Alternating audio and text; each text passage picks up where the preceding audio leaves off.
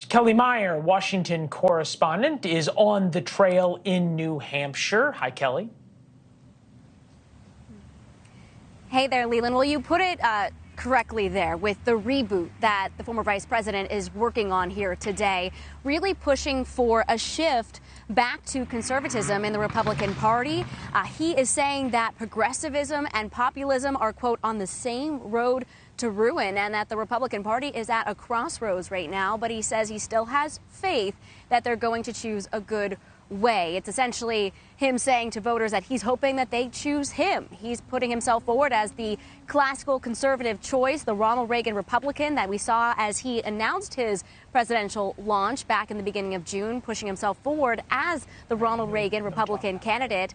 In the room full of those college students he was talking to, as well as some older Americans, he was saying, quote, let the debate begin, putting out this test to the rest of the Republican field and his former boss, former President Donald Trump, taking hits at him, not only the former president, but the sitting president, President Biden. When we asked him about Biden not visiting East Palestine, Ohio, this week marks 7 months since that toxic train derailment. Here's what Pence had to say to us one-on-one exclusively today. Take a listen.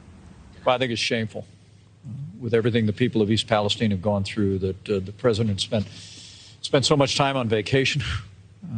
Sitting on a beach when we could have been there for those families that have gone through so much. I think, look, I'm someone that believes that leaders ought to lead from the front, and President Joe Biden should have been in East Palestine a long time ago.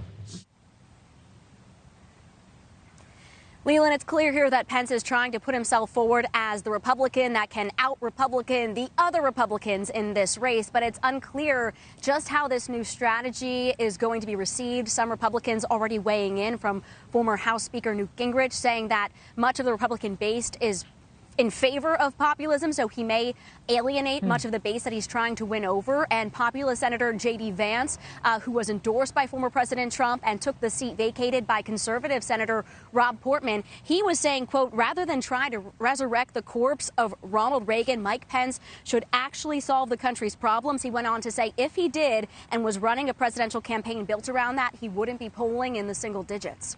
Leland?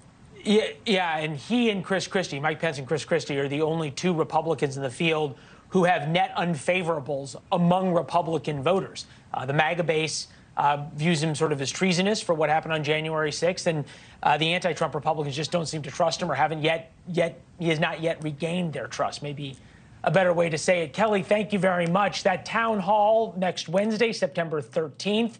I'll be moderating from Chicago, live studio audiences in Iowa, which is where the former vice president hopes to pick up an early win among evangelical Christians. We'll see you at 9 p.m. Eastern for that.